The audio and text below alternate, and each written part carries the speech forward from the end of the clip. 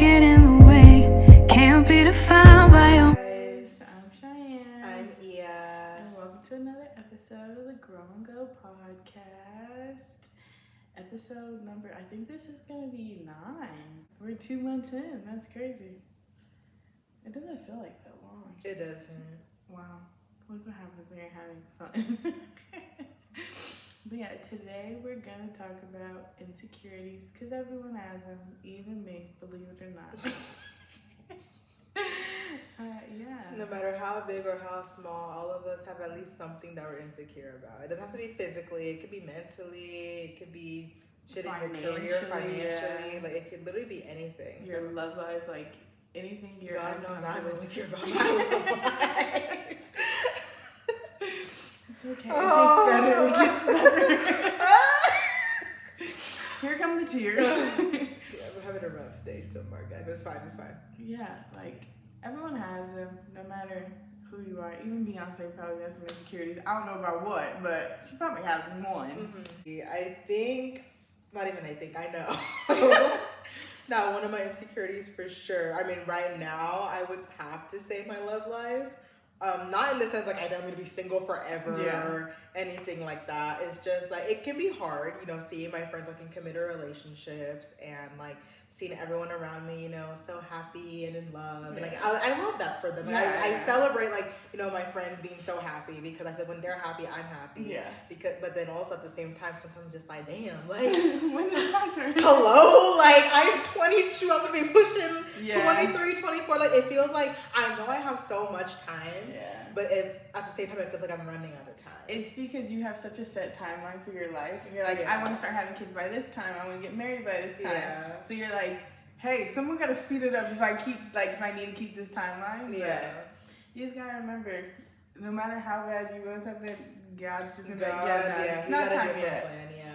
Plan, and that's something I'm trying to like remind myself. Like, there's a reason why I'm single right now. Like, God's like, you may be ready, but maybe your man I have ready for you isn't ready yet, or vice versa. Like, girl, you are not ready yet. Yeah. Like, just be patient with yourself. So, yeah, that's definitely one of my biggest insecurities. I know it's like such an annoying thing to hear, but like it'll happen. Like it'll further happen when you least expect it. That's when the relationships always come, and I'm chilling right now in my love life. Yeah. I like where I am. I think it's like I'm cool with being single. I think it's like there's certain things I'm just like, I wish I had a man for this. Like, but it's not like I'm like fiending for one, itching, but it's like it would be nice to have a little bookie, to like stink. a little stink, after having a hard day, like babe, like you don't believe what happened, or like. Yeah. I mean, I had that, and I just kind of realized I was like, I feel like I'm not enjoying my 20s the way I should because I'm tied to somebody. Mm-hmm. But and that's valid. I mean, I feel like I am enjoying my 20s though, being single. Yeah, like you're really enjoying the time to yourself because you're not gonna get it pretty soon. Mm-hmm. And like with me, I got a little but nothing like, hey, you're my boyfriend, I'm your girlfriend now. No attachments. Just live your life. And that's where like you get the best of both worlds. I can enjoy my 20s, but like I'm having a long day. Like last night I had a long day at work, and I was like, oh my fucking god, bro. Like, someone to vent to, but try that. Try the no attachment thing. Like, I am. It's different, y'all. It's a little different. You gotta do it the right way. Yeah, but I won't get too deep into that situation. That's maybe another day. Maybe another day. But never say never. Yeah. Just give us some time. But no, for real. I think, I don't know. As of right now, I would say I don't have any insecurities just because, like, I'm very in love with who I am as a person and where I am in my life. Aww. So. That really sarcastic. That was a new intrusive thought. Kind of just jumping now. But yeah, like, I'm happy where I am and who I am as a person and, like, the path I'm on in life. So, as of right now, I don't have any insecurities that I can think of.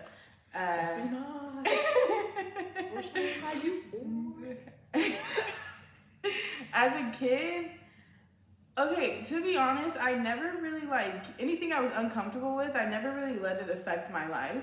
So I feel like I wouldn't call them insecurities. It was just like something I was aware of, and it was just like it is. That's how I am. Like because like I mean, it also could be like the way I was raised. Like yes, things were pointed out, but at the end of the day, it was like, but no matter what you look like, you're super intelligent. You're super kind. Like you care for people. And then as I got older, it was like, and you're pretty. Like, so like mine was like my weight because I was a chubbier kid. And then once I got to high school, I was the same size as everybody else. But my body dysmorphia, it still fucks with me to this day. Like, if you were to describe me to myself, I wouldn't believe you. Like, I have no idea what I actually look like. I just know I'm pretty. Like, You and I both.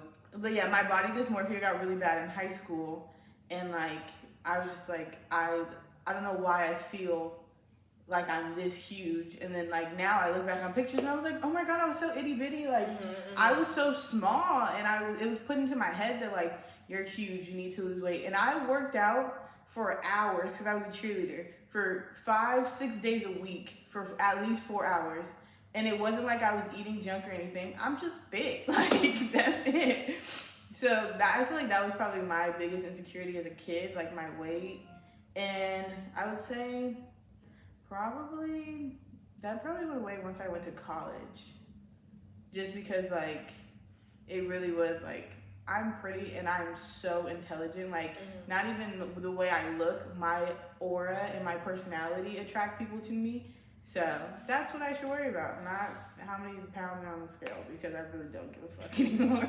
Yeah, no, my weight is something I've always been really insecure about because of my family. Like, I love them to death, but I do have those family members that, you know, we're always commenting, like, oh, like, you're gaining weight. Oh, you're losing weight. And it was just like, how do y'all want me to look like? Like, Jesus, like, one moment I'm too skinny, one moment I'm too fat. Obviously, when I went on birth control, I gained weight. Yeah. But it wasn't like, you know, like a crazy amount. But obviously, I like knew it. So it was like difficult when I heard other people like pointing that out. Or like when I was a kid, I think I mentioned this to you. Like one of my uncles literally had me and my two other cousins like on a diet one summer when we were kids, like elementary school.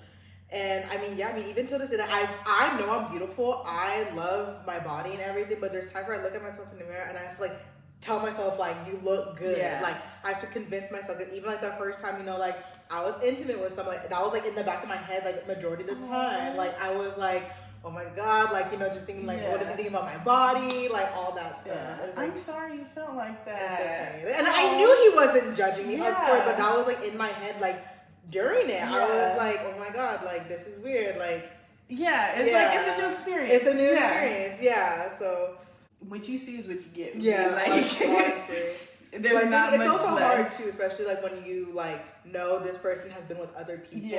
So it's just like, are you comparing me to other people that you've been with? Like that was a problem I had.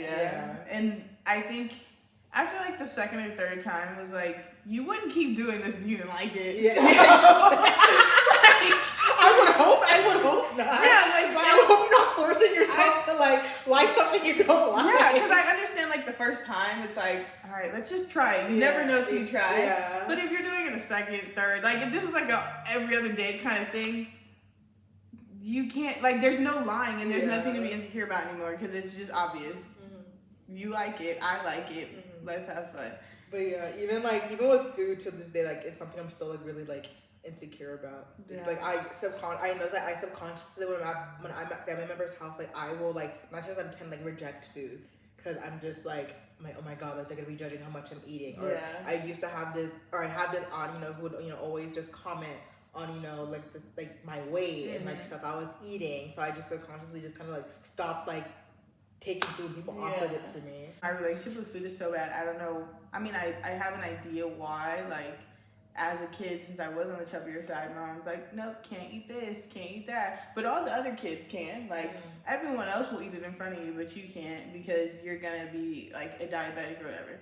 So, like, I feel like that's where my relationship with food just kind of went downhill because, I don't know. Now it's like, if I eat, I have to really be hungry and, like, now I can identify my hunger cues, but until I got to college, like I was not able to identify if I was hungry. So I would go a day and a half without eating, and then be like, oh shit, I haven't eaten anything. Until then, I have to be like, did you eat today? Yeah, like if we hang out and like, did you eat today? Speaking of which, I have not eaten today, but I'm going out to dinner. She's like, I drank some water earlier. Yeah, Cheyenne!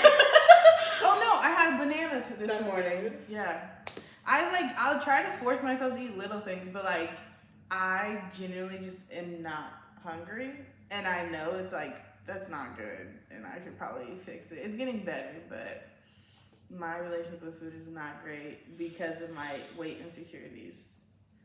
Now, I don't know. I go to the gym, so I'm always hungry now. Yeah. I just want to eat everything. I mean, I'm trying to learn to like eat more, cause like sometimes I genuinely forget to eat. Other times I think it's just kind of like a subconscious thing. Yeah, most of the time it's like I'm busy. I have like the little pouch today. I don't want to eat. I did not know that. It's okay. I'm learning new stuff about you. It's okay. I'll cry later. This makes my heart so unhappy though. Okay. It's okay. I'm working through it, but obviously it's something that like, I feel like if you see me and know me, like you wouldn't think that's something I'm insecure about. I'm her best fucking friend and I didn't even know that. Yeah. But yeah, like with me, mine is just like I have so much shit I need to get done, I forget to eat, and then when I think about it, I don't have time to eat. So I'm like, oh, I'll grab something later, and then later turns into the next day. Yeah. Or you're like, oh, I'm craving so-and-so, and I'm like, oh, I haven't eaten today, but I'm not even hungry, so I'm chilling. And it's a bad slope. But like, I do to like combat, like I have had that feeling before, like, oh, I look a little chubby today, and it's usually like when it's around my period, like I'm bloated, I'm just like, oh, I have a little pouch, I'm not gonna eat as much today, or I'm not gonna eat at all. And to like combat that, every single morning, literally, no matter how crusty I look, this is before I do anything in the morning, brush my teeth, wipe the eye boogers out of my eye, stare myself into the mirror, look into my eyes, and tell myself all of my affirmations. Mine are like, you're so pretty, or you're the most beautiful girl in the world, everybody desires you, you're so lovable, your aura brings people to you, like things like that like make me feel good. And I'm clearly looking in the mirror and I can see you literally just rolled out of bed, like your bonnet's still halfway this way, like, and there's still shit in your eyes, but the more you say it, the more it becomes true. And then eventually I just kind of changed my affirmations to eventually I'm having a conversation with myself. And it's like, kind of like if we were gassing each other up. That's what I do in the mirror. And I'm just like, damn, you look good. And it works. And then like, after that, I'm getting ready and I'm putting on my like foundation or whatever. And I'm getting ready for the day. I just feel more confident because I know if I felt that good when I look like this rolling out of bed, when I actually put some clothes on, I'm going to look like the best thing. I think it also hits different when you're telling yourself that versus when other people are telling you that. Yeah. Like, I feel like, people, always say like, oh my god, like, Edie, you're so beautiful, you're so gorgeous. I'm like, okay. Yeah. Like, thank you. But like, sometimes it just doesn't hit the same versus when I'm telling myself that, like, I genuinely feel that way. Because sometimes, like, you're looking at me like, oh, you're so beautiful. I'm just like, I don't feel like it today. Yeah. You know? Like, and I think it's just because like our world really revolves around our self-love and how we feel about ourselves. So like, no matter what anybody else says, if we don't feel good, it ain't happening. Like, that's not what it is. But like you said, when people tell me like, oh, you're so pretty, I'm just like, oh, thank you. But like, if I don't feel pretty, I'm just like, what the fuck are you seeing? Like, what do you see? Or even like, I realize now that I've started dating, when guys tell me like, oh, you're so pretty, like, I'm just kind of like, all right, anything else? Like, you're so beautiful. Okay, I need some substance. Like, I know now that like, if I'm going out on a date, I know I look good. Give me something else, like, because I know every day I'm not gonna feel pretty, and I don't want to feel like you're just feeding me lies. Like, I think also because again, it's a subconscious thing for me. I was told I was ugly when I was a kid by other kids, so guys. You told me about you being bullied, but not them calling you ugly. No, I've had kids call me ugly before, or like, make fun because I have like darker gums, or like my hairstyles, or obviously because I'm dark skinned. Like I've been called the N-word with a hard R before. Like like some kids were like mean to. I wasn't like, I had friends and everything. I wasn't like bully where I was like an outcast or anything like that. But I did have those kids where like they really brought down my self-esteem. Oh. And then I remember I going through a period in my life, especially when it came to my hair, where I was constantly straightening my hair. Yeah. And I think that's something a lot of, like, you know, black girls go through. Yeah. Like, you know, everyone's always commenting on their hair, like, oh, like, why does it look like that? And my little sister went through that. Mm-hmm. Like, and, like, for a while, we couldn't figure out why, because we all went to the same schools. Mm-hmm. And, like, she started school in our, like, Mexican area, like, with a lot of Mexicans and Asians. So, like, when little girls didn't like her, they bullied her and say, oh, your hair's nappy, or it looks weird because she had her braids or her little twisties. Like, they would talk about her just because she looked different. And, like, it brought down her self-esteem so much. And I have, like, a big sister. I was just like, you're one of the most beautiful little girls I've ever seen in my life. So, like, I don't want you to feel like that. So that, like, it hurts my heart when I hear stuff like that, because I've seen firsthand what it does to other people. And, like, it's not fun or cute thing to do. Don't bully people, kids. And it's not even, like, parents, teach your kids to be, like, good people to others, because you'd be surprised how much your kids are learning from you. Yeah, it's, like, subconsciously. Like, you don't even realize you're doing it. Like, that one comment you probably said a year ago, they'll remember that shit. And they're going to use that towards someone else and bring someone else down. Or even they're going to internalize it and feel like that's how you feel about them. So if you're doing, like, if you're saying things about your body, think you were talking to your daughter. Like, you wouldn't tell your daughter, oh my God, you look so fat today. And if you are telling your daughter that, you don't deserve a child, because that is not a nice or appropriate thing to say to anybody ever. But, like, when you speak to yourself, think about like, we don't have kids, but I think I'm speaking to the little 5-6-year-old Cheyenne who was like, I look a little different than these kids now. When you're growing up as a little girl, you're just like, I'm already nitpicking every little thing, and you're not making this any easier.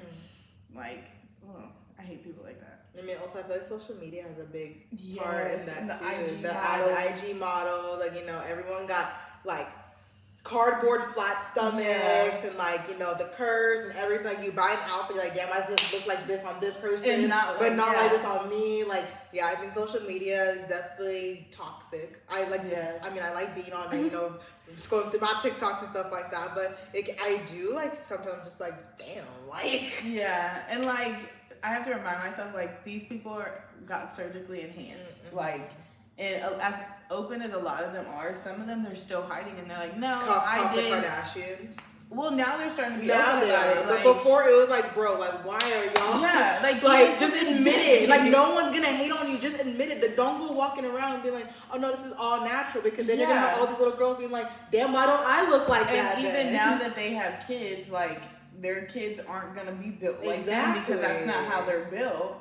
And their kids might get it naturally because their kids are half black, but, like, what happens when your kid doesn't? Are they gonna be like, oh, well, mom got her boobs done at 20, let me go do it, I'm a legal adult now? Like, I think I saw a clip of Kylie talking about that she regrets doing that. But then it's like, you lied about it for so long. If you would have just said at 19, I got my boobs done, like, the world would have criticized you then, but then they would have been like, she's young, she can do what she wants, she has a bunch of money. That's my thing, is like, just own up to it, because if you're walking around saying all that is natural, like, you're gonna make a lot of people feel insecure about themselves. You're making a lot of people feel insecure. You're clearly insecure if you can't even just be like, yeah, I didn't like the way this looked, so I changed it. Like, there's nothing wrong with that. All. Like, you don't like it, so fix it. Then you got the money for it. Like, who am I to judge what you do with your money? For real, like, and anybody who's gotten surgery, whether you're a celebrity or not, you saw something you didn't like and you did something to fix it. Like, there's nothing wrong with that, but lying about it and being like, oh yeah, I have a flat stomach just because I go to the gym. Be fucking for real. Because we know that's not what it is. We were all there when you recovered. So why are you gonna lie to social media? And it really is just because on social media it's so like, oh, she got surgery, like, you're not natural, and it's all of a sudden a problem. When in your everyday life, no one else has a problem with it. You're the only one with a problem. Also, some of these botched BBLs, y'all need to stop anyway. Because the first time I saw a botched BBL in person, my mouth, like, my jaw was to the floor. Like, when I tell you she looks like an ant, I think I sent you a picture of it. And I was like, homegirl was this thin, and her ass, she was literally built like a capital B. But yeah, stuff like that. Because even Kim Kardashian looks at that, she still tries to lie. And I'm like, homegirl, your BBL is not good anymore, and you're still like, no surgery. Just admit it. But okay. all these people that are getting surgery now are like low-key regretting it. One, because they don't take care of it, so they go back to how they were, or like all the celebrities that were very BBL influenced are now going back to like natural bodies and getting everything removed because they have the money. That I changed my mind. I don't want to look like this anymore. I want to look how my old self looked. They have the money to do that. These regular people saved up or took out loans to get these surgeries, and now that it's not super popular, they're like, oh fuck, what am I supposed to do? Like just sit here? I don't know. That's why I say, really like evaluate your life. Also, if you're thinking about getting surgery, wait till you have kids first and then do all that. Also, especially to us ladies, remember like our bodies are still changing like as we're in our early 20s. Like it's still changing naturally, so it's gonna change even more when we have children. Like it's okay. Like things are gonna fluctuate. Things are gonna look different. It's like, gonna change from the first kid to the second kid. Wait till you're done having kids, and if you don't want to have kids, wait till you're at least 25. Yeah, people that's when you really get your like a second puberty. Yeah. At 25, and you get a little woman body. I'm waiting for that one. Oh Lord, have mercy. My body's already dangerous. I can only imagine when I turn 25. You know, God forbid I'm free and single because it's over. Oh brother. But yeah, also that's just how I talk to keep my confidence high. Like I gas myself up. So I walk that thin line of like cocky and confident, just because I know for a long time I was very far from the line of anything. So now you just gotta speak to yourself and speak about yourself how you want others to speak about you, and it'll become true. Because hell, I'm saying stuff like this right now, and I want somebody across the country to be saying the same thing about me, and I not even know it, and they're just saying it because they believe it's true. Law of assumption. If you believe it's true, it's true. Yeah, it's works for me. I just, everything I see that I want, I just say I have it already. But yeah, I feel like both of us are just kind of, no matter how big the insecurities are, we remind ourselves like we're here for other people. Like we know our passions are through other people, and that's what like makes our souls feel good. So like it genuinely like makes my heart go boom boom boom when I can put a smile on someone's face. Or I can just see the impact that like my presence and like my like existence is having on them. Yeah, it makes my soul feel very happy when someone's just like, or if I overhear someone's conversation, they're like, oh yeah, Cheyenne's super nice, or like she always does this and it makes me feel good. Like stuff like that, as little as it is, it makes me very happy. Especially when I'm having having those moments where I'm just like, like I just feel like I'm not doing it enough. And then there's that person who's like, no, like you've done so much and this is how. Like I'm like, oh. Sometimes I have to remind myself, like if I'm like, oh, I'm not doing enough. I'm a first-gen college student, like first one to do anything besides live with their parents and try to build a business. Like I'm getting a degree and I'm building a business at the same time. I live on my own. Like I have to remind myself as small and as base, like these are basic necessities. Not everyone has access to them. And just because I feel like, oh, I'm not where I thought I'd be, I'm still where I'm supposed to be. Literally, like you're on your path and like for a reason. Like God is like, you're wanting to go this way. God's like, this way you go. Like there's literally a reason why you go through all these different experiences, and like you may not, like you may have a vision in mind, and like God can get you to that vision, but it's not gonna be in the way that you thought you were gonna get. Or even like if you and someone else are aspiring for the same goal and they get it before you, like don't be upset about it. That was their timing. Maybe they really needed that win. Literally take that as a sign where it's like your time is coming. Like if you and this person literally have the same goal and they get it before you, that's a good sign. Like it's just around the corner for you. And even if it doesn't come at all, and like you change paths to an even better goal, like just remember that that person could have really needed that. And if you would have got it, it just would have been hell for you, and you didn't even realize it because you were so caught up in something superficial. When God is like, hey, no, your path is over here. This may not look all flashy, but it'll make your soul happy. Like, stuff like that is when we also have to remember, not everyone's supposed to be an influencer. Not everyone's going to be a college graduate. Not everyone's going to make 6 figures in life. But just because someone else is doing it doesn't mean your life isn't as good. It may not be as easy, but even then, those people have their own set of problems. More money, more problems.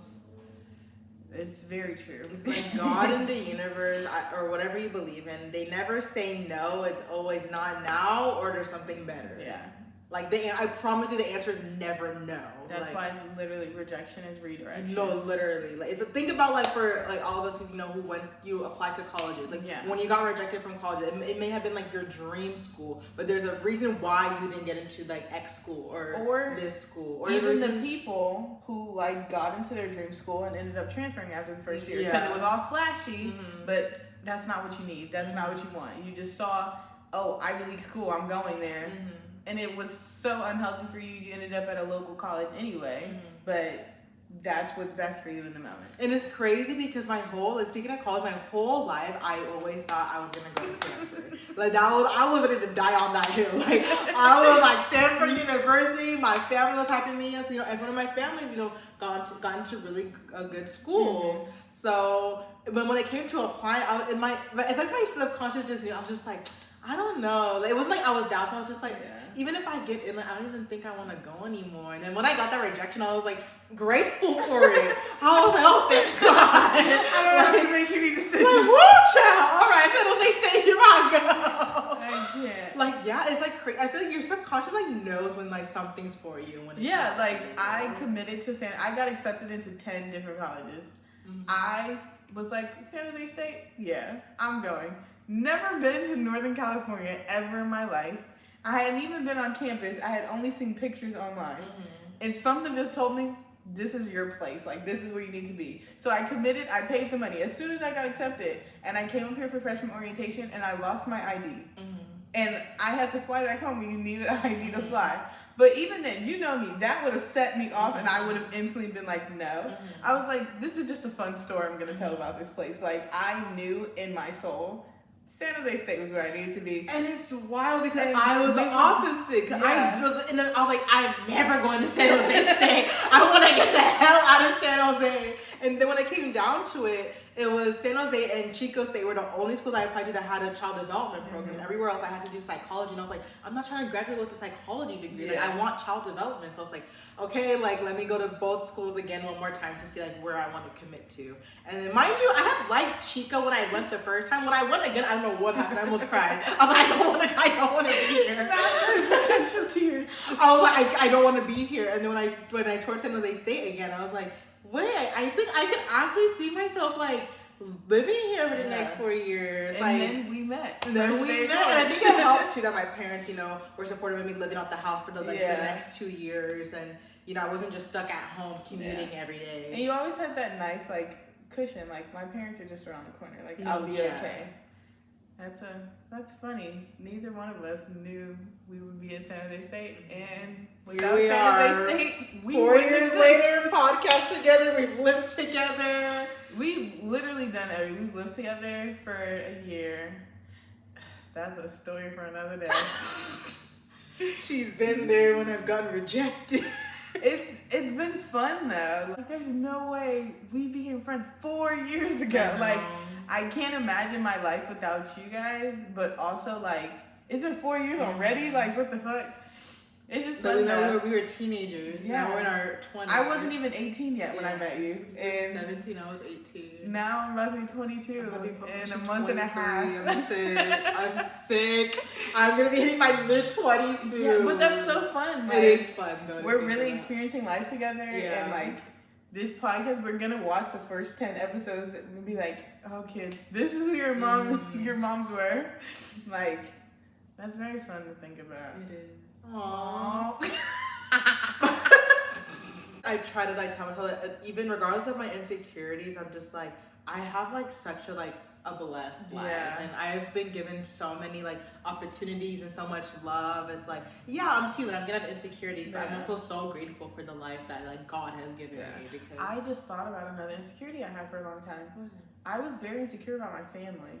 That makes sense. Like, I had so many siblings. I was always just like, no, I don't want people to know about it. Like, or when I get dropped off to school, it's like, everyone's just like, oh, there's Cheyenne and the big green bus. And it's crazy because maybe because I come from like an African like family and like we're just huge. I'm just like, I never if you were to like tell me like, oh yeah, I'm insecure about that, I'd be like, girl, really? Yeah, no, like in my family, everybody has huge families. Mm-hmm. Like it wasn't in like inside my home. It was just like when I got around the other people who weren't the same color as us. I think if you come from like a minority or ethnic like background, like that stuff, like that isn't weird, but you know, that's a conversation. I think it was just because it was like everyone like big to them is like, oh, my mom has 5 kids. Yeah. My mom has 10 kids. Like that's why it's like it's a lot. Like there's 12 people in my house at all times. So I was very insecure about that. And then like I didn't have my own room because I shared with my little sisters, which I did not mind it at all. To this day, I still cannot sleep by myself. Mm-hmm. And if I go home, I'm asking my little sister to sleep in the bed with me. Mm-hmm. Like it's not because she wants to anymore, it's because I need it. Mm-hmm. And I know she's 7 and she's gonna grow out of it soon. Trinity did. Trinity grew out of it around this age. Mm-hmm. But I think it's because that's when Talia was born. Mm-hmm. I'm hoping Talia stays like, oh, my big sister, I absolutely do everything about her. Because if not, I don't know what I would do with myself if Talia wasn't obsessed with me and think I was the coolest person in the world. I'd probably cry. Like, I love my siblings to death. I love my family to death.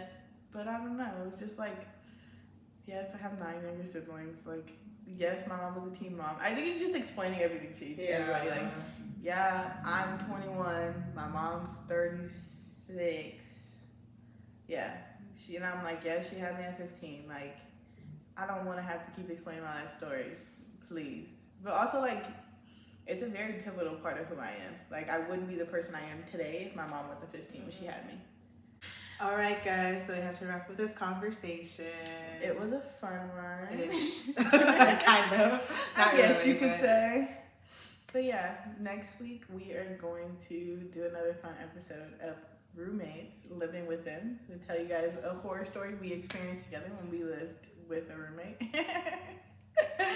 And why I will never live with anybody else ever again. Literally, college is the reason why I refuse to ever live with someone until I'm married. That entire situation made me trust my gut though. It did, yeah. Because that was when I was just like, I don't got a good feeling about this. We'll talk about it. Yeah, we'll tell you the whole story. We'll give you guys some other roommate horror stories from either some of you guys, some ones we found on Reddit, hopefully from you guys. But yeah, I think this one's gonna be a fun one. This will be hella fun. We went through a lot with that girl. Yep. And I'm gonna give her a name so that way we know who we're talking about. Yeah, catch us next week and every other Sunday at 10 a.m. on YouTube. Bye.